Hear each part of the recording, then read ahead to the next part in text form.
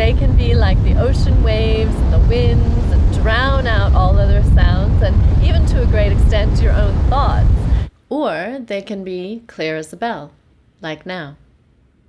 Hi, I'm Melissa, and getting to this point of putting my sound, my voice, out there where it can be clearly heard has been a very long journey for me. I've been partially deaf since I was a little girl due to ear infections, so I know that what I hear and how I hear is different from most others. What you just experienced there gives you a taste of what it's like to not hear fully. That's what my world is like most of the time. I've learned how to successfully navigate by not only reading lips, but also reading contexts and body language. I know how to get by in terms of how I hear, and I feel quite comfortable with my speaking voice. But when it comes to singing, it's been a much longer journey for me to gain any level of confidence. I felt shut down by the looks of startle and horror on people's faces when I sang, so mostly I didn't. I considered it a high art I might never be worthy of.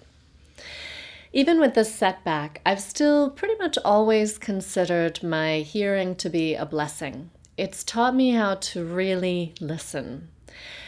I'm interested in not only the words that come out of your mouth, but what's going on behind them. What's the emotional flavor of what you're speaking? Why are you speaking? Where's your attention? And what's your intention? In my 15 years of teaching yoga, I've been very curious about what a person's body language says about their experience in the practice. And so even though I'm the only one speaking when I'm teaching a class, for the most part, I still consider it a dialogue because I'm constantly engaging with the communication that comes off of your very existence in the room and how you're experiencing the practice.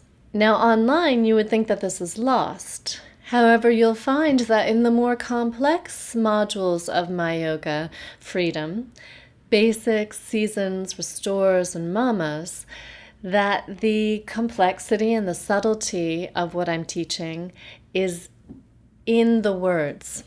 The video is helpful, but it's the audio where you'll really find what you need to keep you safe and aligned in the practice. Here in sounds, we're really pared back to the practices themselves and to a minimal of instruction just before the practices begin. That way you can fully immerse yourself in the sound as you're doing it, which is like taking a sonic bath. It's this therapeutic quality of sound's ability to literally shift my vibration that has enabled me to move from shy sounder more than 30 years ago to leading others in sounding practices for the past 15 years, to today offering these practices to you.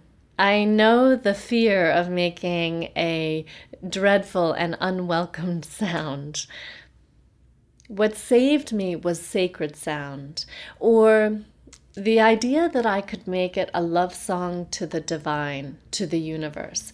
With that quality of reverence and also of gratitude, it's much more about how it feels to make the sound than it is about how the sound sounds. It becomes an act of love, not least to oneself. And on a basic anatomical level, sounding strengthens and stretches the breathing muscles, literally giving you more room to breathe in your life. Recently, I've been working through a primal fear where I was contracting in on myself and could barely breathe. It was through taking up sonic space, making sound that had a profound and positive meaning for me, that I was able to shift from fearful and contracted to calm and confident. These practices have worked wonders for me. And I wonder if you've ever felt anxious about the unknown, or angry, or a debilitating sadness about the known. Do you feel shy about your voice and want to cultivate your voice so that you can more fully embody who you are? Do you want to breathe more freely and steadily in an increasingly unsteady world? If you've wondered why sounding work is even valuable in your yoga practice, or you're shy about your voice, or you simply want more guided experience and systems of support in these mantra meditations and key pranayam or breathing practices that will literally shift your vibration in minutes, then what I have to offer you may be just the trick. I'm going to teach you as much as I can in this free sounds practice coming up. And I promise that at the end of this 20-minute video, I'll show you how you can take these teachings further with additional practices and systems of support. I love this practice you're about to do, humming through the chakras.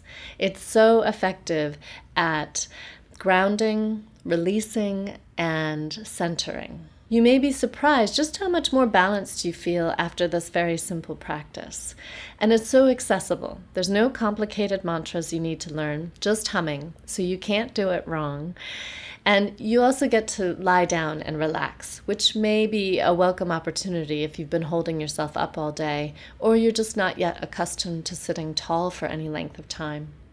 The end of the practice, I'll take you through some easy stretches to open out the muscles in the neck, your channel for making sound, for speaking your truth in the world. And it's this area that can get really clogged and tense in our day-to-day lives. Please notice how you are now so you can compare with how you feel after the practice. And I'll see you then.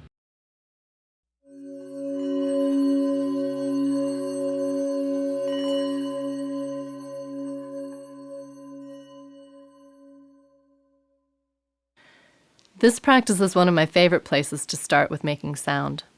It's done lying down, so there's no effort needed to sit tall. It's simple humming, so there's no words to learn or word meaning to take in. I had done some of the bead or seed mantra work in the chakras with Russell Paul and really enjoyed that. However, when I came across this humming variation through Anna Forrest, I found it a much easier entry into both making sound and also learning about the chakras. So you do this by lying down, making yourself comfortable lying down and also warm if it's cold where you are. And then we'll be using your hands as tools to connect to the area of the body we're focusing the sound into. So as you make yourself comfortable, bring your fingertips to the very top of your head, your crown. This is the chakra Sahasrara, which often translates to mean thousand-petaled lotus. This is our area of unity consciousness and surrender. The color here is often violet or white. See if you can move the sound way up in a high pitch to the very top of your head, as though you're trying to touch the vibration of the sound to your fingertips. And don't worry about how the sound sounds. Focus more on how it feels to make the sound. And do about 4 or 5 breaths, depending on your pace of breathing. Breathing in slowly, and as you breathe out, hum into the top of your cranium.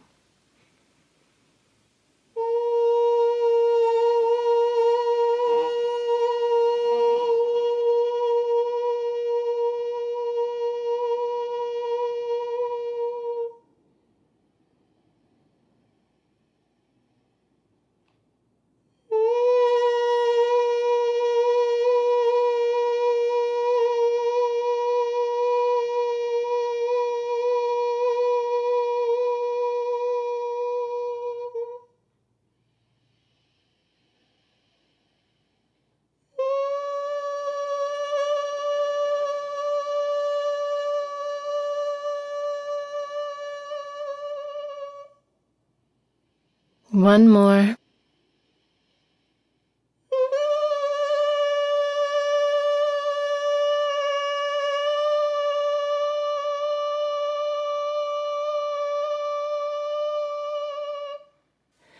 Now bringing your fingertips to your third eye point between your eyebrows. See if you can visualize directly in from this area towards the center of your brain. This is the energy center Agya, which means perception, intuition. The color here is midnight blue. Breathing in as you're ready.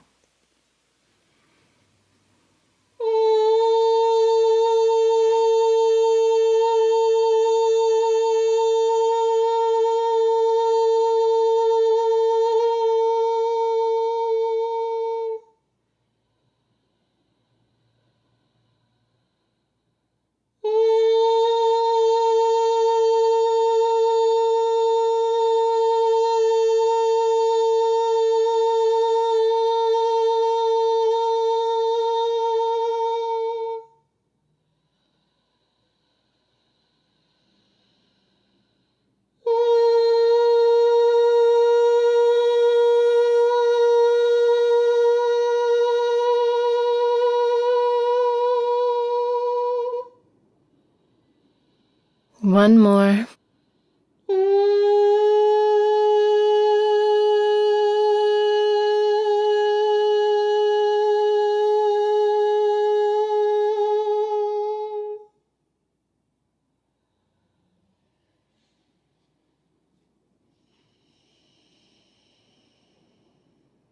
Now bringing your hands to your throat and ears, finding a place there where you can feel the vibrations. Very easy here because this is where the vibration is made.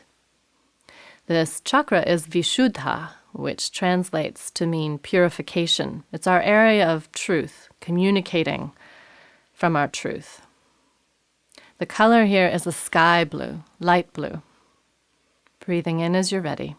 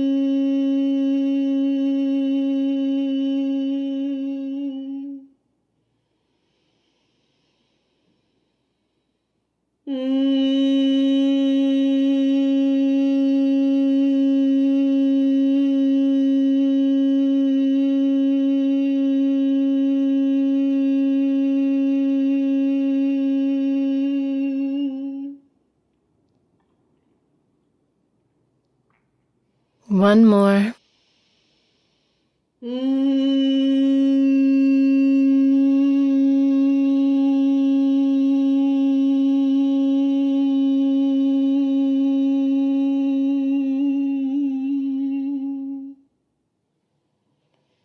Let your hands come down to rest on your heart area, Anahata chakra, which translates to mean unstruck sound. There's a sense of emanation, effulgence, compassion, love from this area.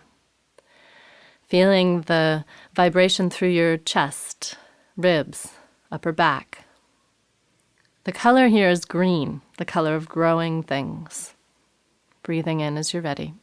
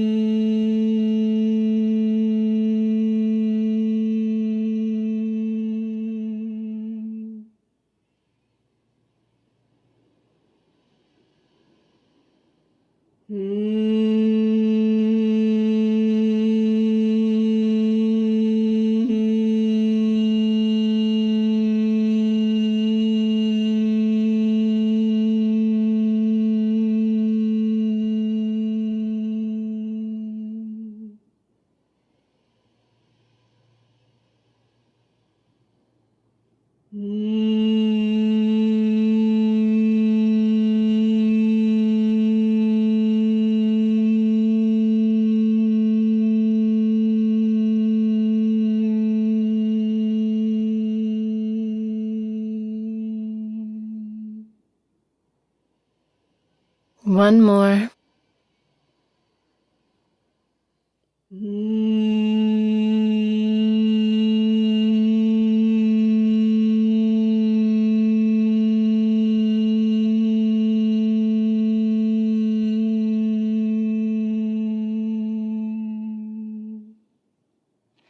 Then your hands come down to rest on your belly, your solar plexus area, bringing your attention into this area through your mid to lower back.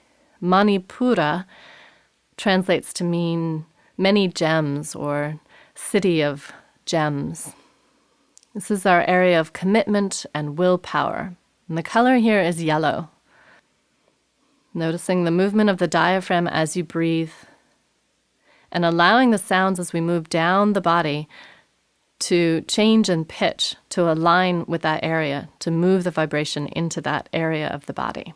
So feeling here in your belly the vibration of your breath in the hum.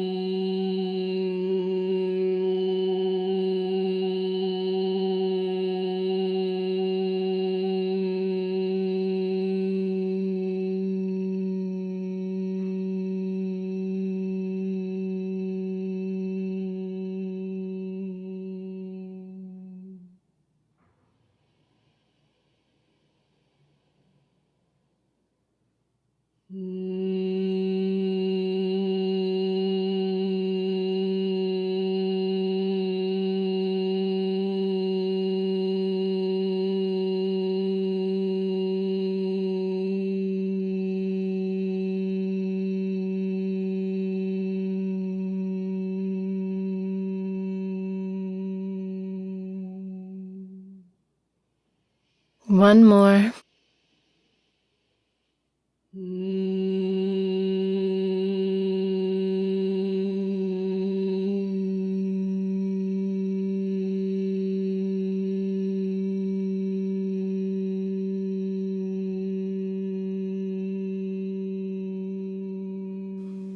Bringing your hands now down to your pelvis, your hips, maybe even your low back into your sacrum, finding where you can connect. And as we move down to these last two energy centers, you might have to imagine the vibration going this far down.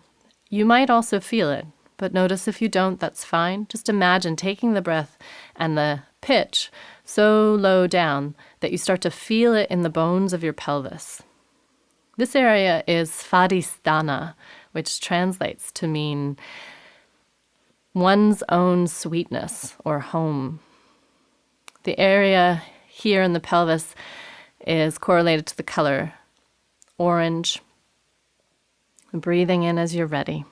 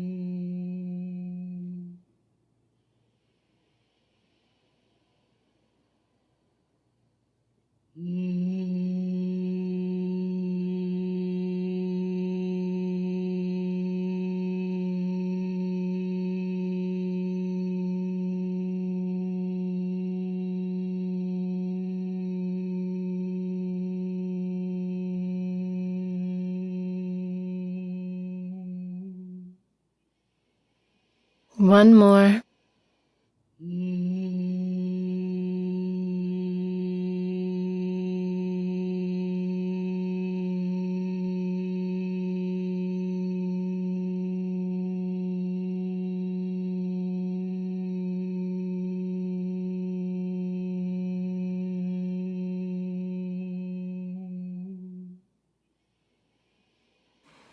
We're dropping down now to the very bottom of the spine, the tailbone. You can imagine this extends down into the legs and the feet. Muladhara, the chakra here, translates to mean root or base support, your root system. And the color is the primal color, red. So as Anna Forrest says, see if you can snuggle up to your genitals here. If you can get the vibration all the way down into your pelvis, into your tailbone, visualize the movement of that sound all the way down into your legs, and take the pitch as low as you possibly can. So you might find that it extends out longer when you're at a lower pitch. Take your time with it.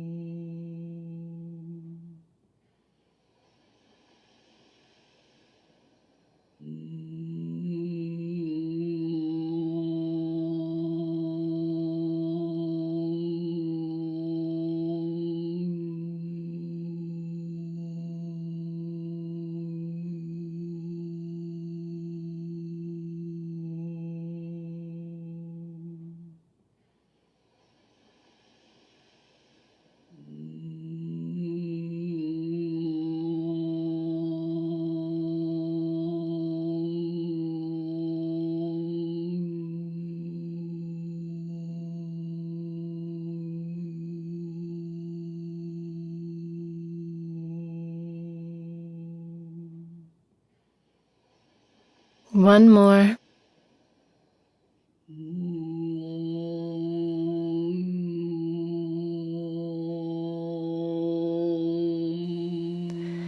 Now for the next few breaths, play a bit. What were your favorite pitches? What were the ones that you liked the most, you felt the most comfortable with? Or maybe the areas that you shied away from and didn't like? Play around, take a few breaths, and find which one you want to settle into for a few more breaths. And when you've finished, give yourself time to rest and notice how you feel.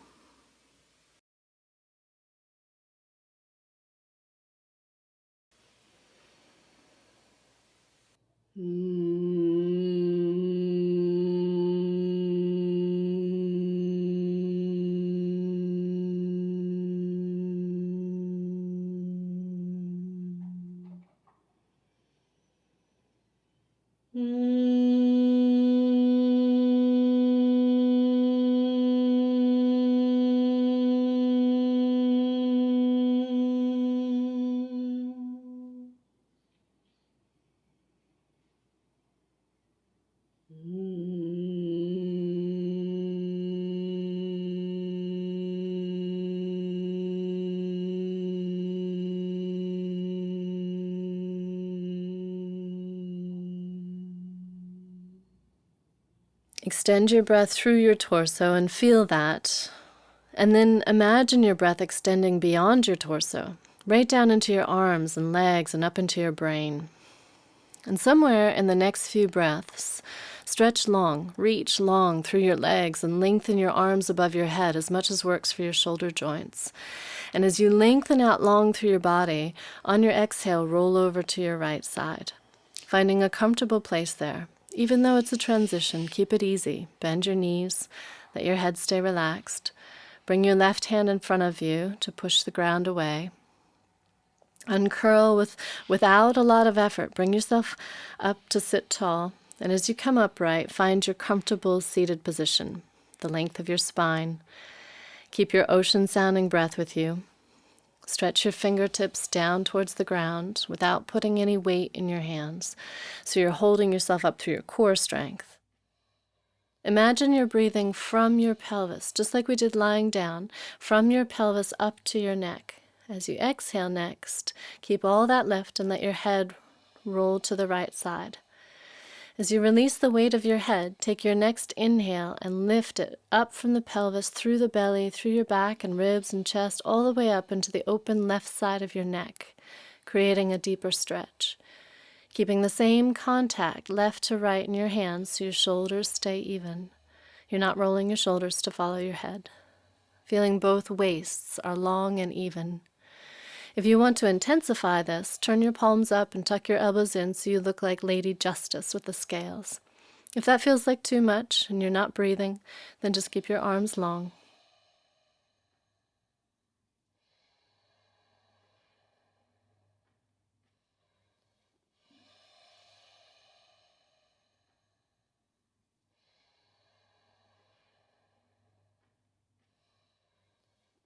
Give that side of your neck one more inhale, and as you exhale, release your head down along your collarbones. And as you roll through center, hold onto your knees and curve back through your spine. Breathe there for a moment, perhaps rolling your chin along your collarbones if that feels good. As you inhale next, draw yourself upright again and stretch your fingers towards the ground. Roll your head to the left, finding the angle that you can release the weight of the head without holding tight in the body or breath. Breathing up into the right side of your neck. Does this side feel any different? If it's too intense, you'll know it, because the breath will change or will get lost, or you'll find that you're clenching your jaw, or you'll be trying to hold your head. You can let your head go.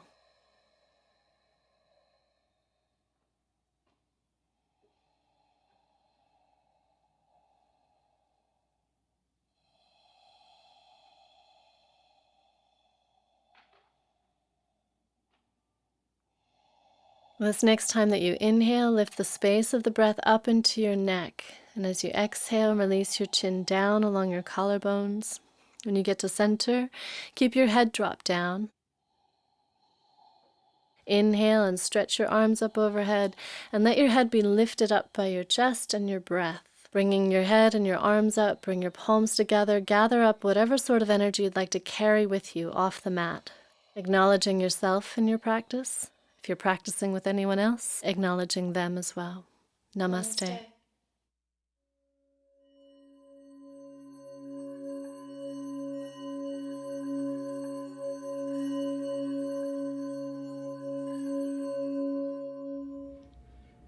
How was that? Do you feel any different than you did before? Was there an area that felt particularly good, or an area or a pitch that felt a bit awkward? If you liked this, know that it's only one of 25 practices in the Sounds module of Myoga Freedom. Whether or not you choose to do the full Sounds module, please keep and work with this one practice. It's a great way to align your energies, to shift your vibration, and to release tension. The Sounds module of Myoga Freedom is even more user-friendly than the other modules because it has practices in it that are as short as 1 to 2 minutes. So if you'd like more quick yet effective tools to shift your vibration, then this is for you. I even do some of these while driving, walking, or bathing. So no longer can you say there's no time to do yoga. And sound yoga doesn't even need a mat. In Sounds, not only do we have mantra meditation, but we also have key pranayama practices or breathing techniques. Both of these support you in breathing more fully and consciously. Why is this important? I know one disgruntled man who doesn't like to be reminded to breathe. He doesn't understand why we need to remind ourselves to do something that the body does anyway. It's a good point, but only halfway there. True, the body does breathe automatically, thankfully. Yet it's one of the few features in our bodies that's automatic as well as something we can self-determine. How you breathe is how you live. If your breath is short, sharp, and panicked, then most likely so are you. If your breath is deep and easy, so are you. Shifting your breathing is a surefire way to shift your vibration to a stronger, smoother, more empowered place. In a world where so many things cannot be controlled, why not take advantage of learning how to control the things you can so you can live more easily? Sounds offers you tools to shift your vibration from fraught states like anxious, angry, or depressed to calm, confident, and joyful. What I love about these breathing and sounding practices is that they make meditation more accessible. The meditation that most of us think of sitting still and silently for extended periods of time, requires a good deal more awareness than you might realize. Instead, in these sounding practices, by giving the mind something to anchor into, the sound itself, the breath, the position of the eyes, the position or the movement of the hands, it becomes very clear then when the mind wanders off, because you lose your place. The sound is what keeps you on track. By developing your ability to focus and stay present in these mantra meditations, absorption into stillness will then come more readily. There is so much tied up in our voices.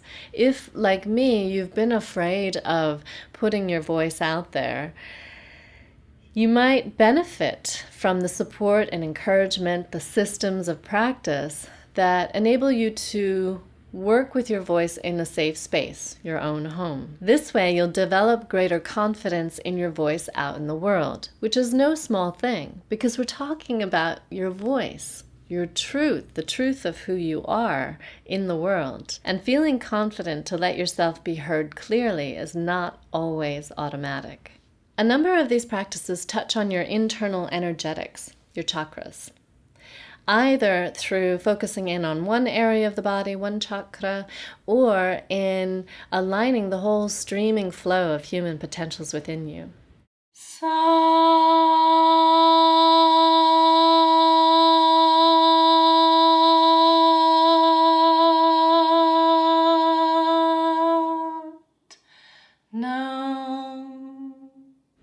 If you're curious to explore this more, there's more in here for you. Online practice makes it possible for you to explore and develop comfort with your own voice in a safe space.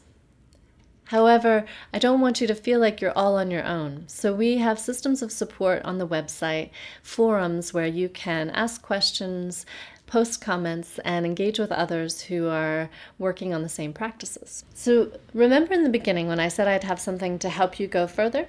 Well, the full set of Myoga sounds is what I have for you. Click the link below to get the remaining 24 tools that enable you to shift your vibration within minutes.